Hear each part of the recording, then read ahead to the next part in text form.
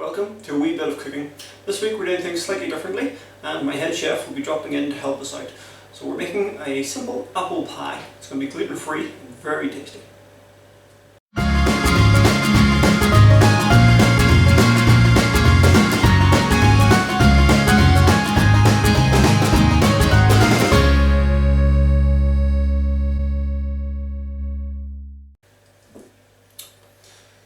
So today I'm here with little chef.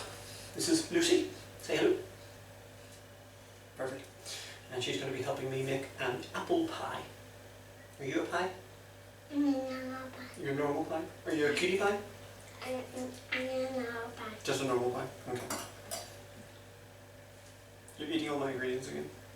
Yeah. You're not.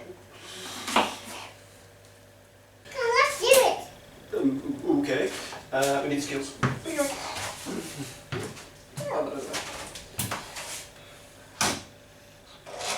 So we're going to make apple pie. Yes. Apple pie. Apple pie. Yummy. Here. I like apple It's pie. like a brush. It's like a brush. It's like a brush. It is a brush, yes. That's called a pastry brush. It's a brush. Pastry brush. Boop. Okay. That needs to say 280. Okay. No. So pour that in there. There. Well, now. Gonna need it all.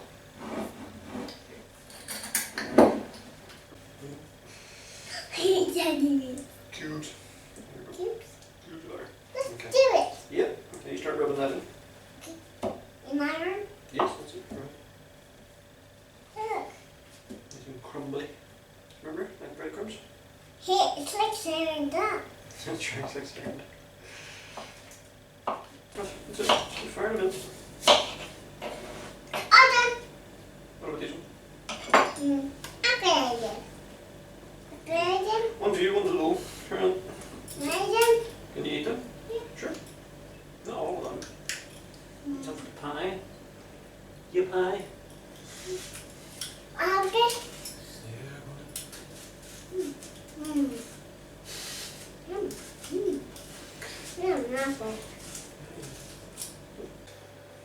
So we have all our ingredients prepared. We have our flour and our butter rubbed together until it's just a fine breadcrumb. We have our apples chopped and they're just in some lemon water, stop them going brown. And we have some corn flour, sugar, it's granulated sugar, so it's just your normal sugar for tea. A little bit of milk for brushing over our pastry, and I'm going to add some cinnamon. So the first thing I'm going to do is get this mixed with a little bit of water to get it into the fridge. So basically you want it to be able to come together but not be sticky and not too dry. So it's about 6 tablespoons of water. So we'll not put the whole lot in one go.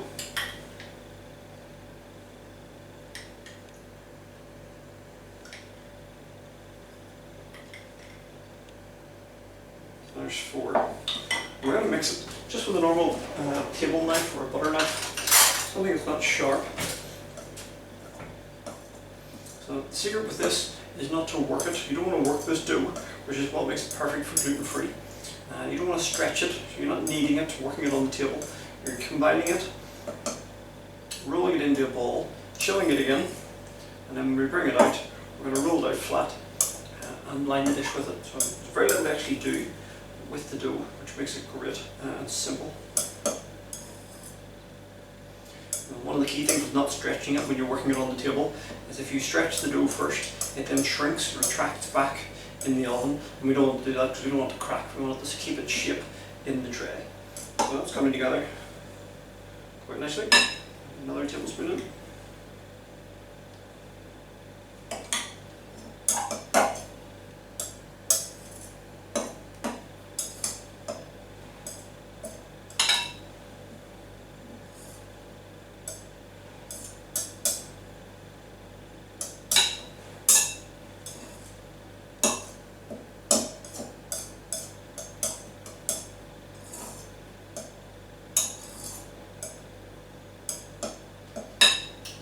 Last spoonful.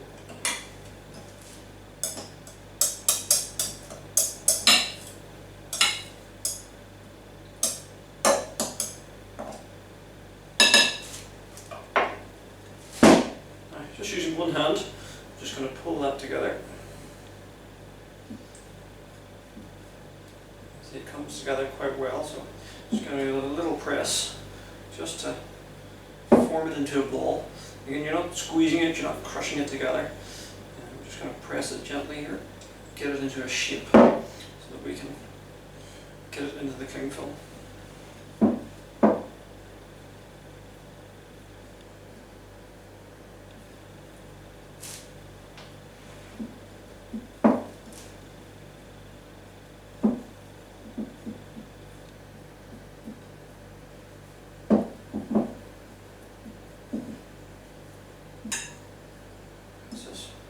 A little bit more.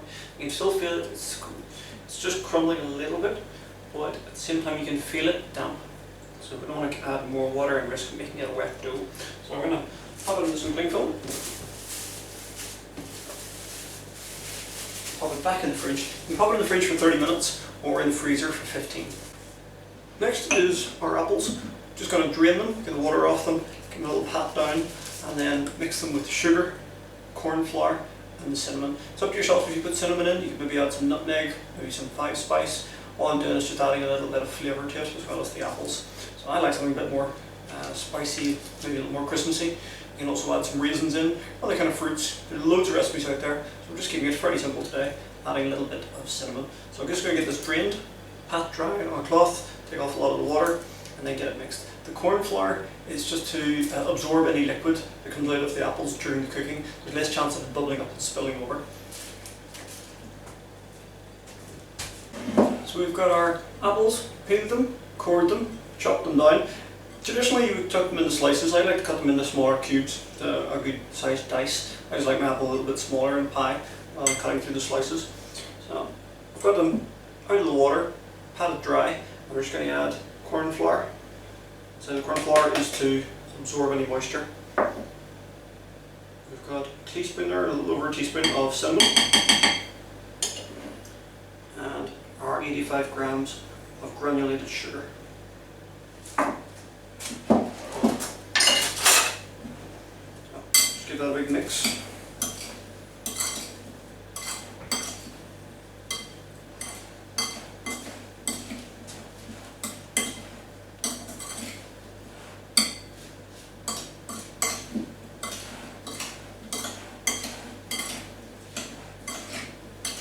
There we go. This is a great one for Christmas, especially with nutmeg in it, a little bit of cinnamon, or use 5 spice, which is a great pre-mix. Very popular in Chinese dishes, but great for Christmassy festive pies. It has a superb smell around the house and a great flavour. Okay, so that's our apples ready. We'll get our pastry rolled out into our tin, tip in the apples, pastry lid on top, and in the oven. We'll get our pastry out. We're just going to cut it in half.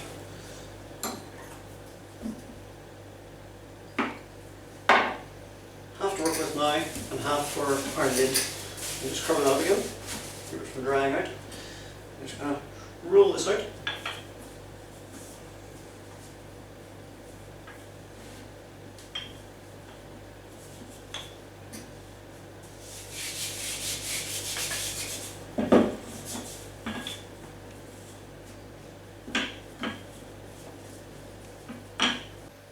We've got our pastry rolled out, now we're going to pop it into our pie dish. A few different choices of pie dish.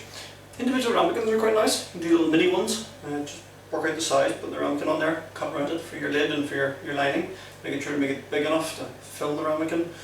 So it's the size of the ramekin plus a bit more for your depth. So, and then same again for the lid. Just little individual pies, quite nice to put apple into and serve. Just takes a little bit longer. You've got your traditional pie dish. Nice fluted sides are already on it, and it's got a removable base, so it's very handy for getting it back out again. Still needs really well greased. In my case, we're just going to make the pie and leave it in the dish it's baked in. So we've got a nice sized pie dish here, thoroughly buttered. We're going to get our dough into our pie dish. With the pastry line in the case, just take a knife, lift it up, just press the knife in against your case and just trim round.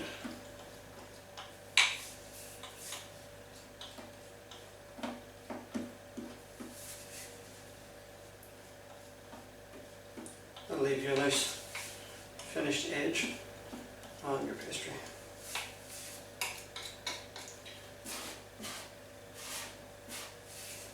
There we go. All ready for filling and our lid. I'm going to make the lid first, just so it's ready to go on, and we'll make some decoration with a couple of leaves as well with our leftover pastry.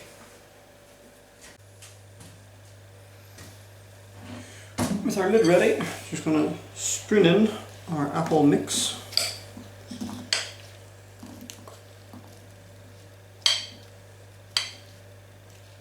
There's already quite a bit of juice coming out of the apples there.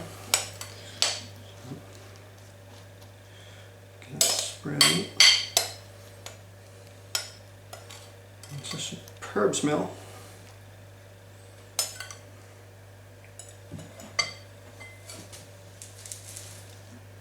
Spread that around. Sometimes you could put a pie bird in, one of the little steam chimneys we go in here. That will let you put a hole in the top then for your steam to escape. I'm not going to, I'm just going to put in, just put the lid on and cut a hole in it.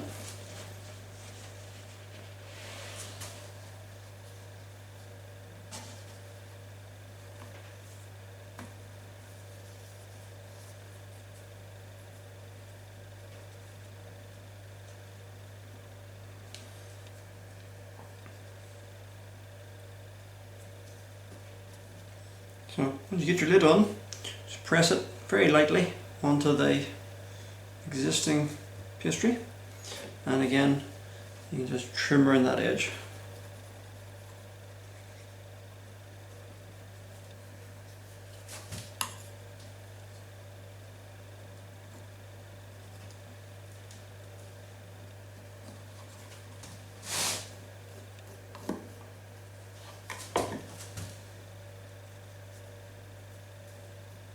So what we're going to do is just pinch. You can do all sorts of different styles. I'm just going to do a little bit of pinching of the pastry together, just crimping it effectively. So you can go around with a fork, press fork lines into it, or you can crimp it with a knife, the back of a knife, and you're just putting fine lines in it. It's quite nice, but I'm just going to put around with my fingertips. All nice and even. There we go. So I'm also going to cut say a 1 centimeter hole just in the middle of it.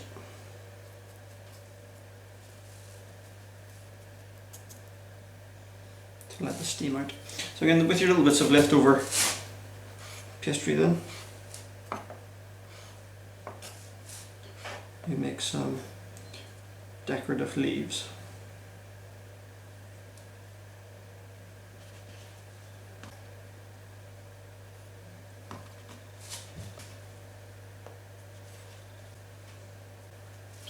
Last thing we're going to do then is just brush some milk on.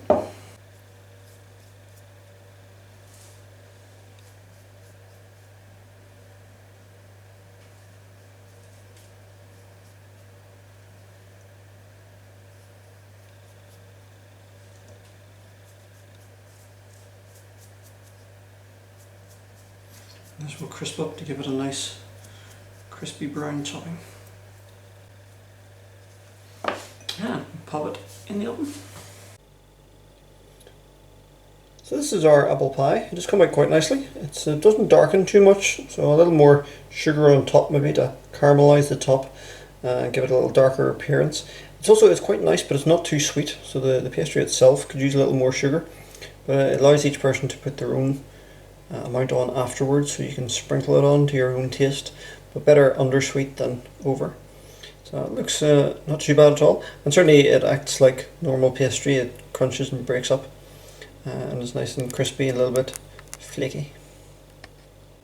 So that's us for another week. Do join us next week, and we'll be cooking up something delicious once again. Do send in your comments and your messages. Leave them on Facebook, Twitter, and on Instagram. Also on the website, you can leave comments on the recipes that are on there. The recipe for this will be on the website as well. You'll find the link at the bottom of the video in the description.